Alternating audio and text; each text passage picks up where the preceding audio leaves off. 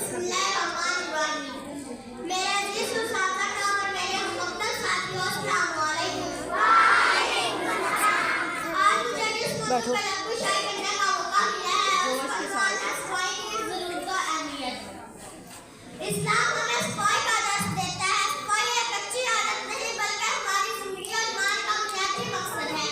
नबी करीम सल्लल्लाहु अलैहि वसल्लम ने फरमाया सफाई निस्फ़ ईमान है। यह हदीस हमारे लिए वाज़ेह पैगाम है कि पाकीज़गी पैदा करना सिर्फ ज़ाहिरी खूबसूरती नहीं बल्कि दीन का अहम तकाज़ा है।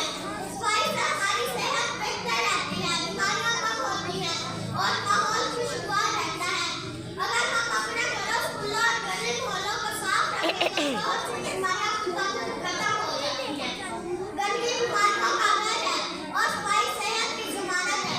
नबी करीम सल्लल्लाहु अलैहि वसल्लम ने फरमाया बेशक अल्लाह पाक है और गंदगी को पसंद करता है और साफ और सफाई को पसंद करता है। सितारों की तरह चमक उठेगी तेरी हस्ती भी, सितारों की तरह चमक उठेगी तेरी हस्ती भी अगर तू कर ले दिलो जान को सफाई का एहतमाम।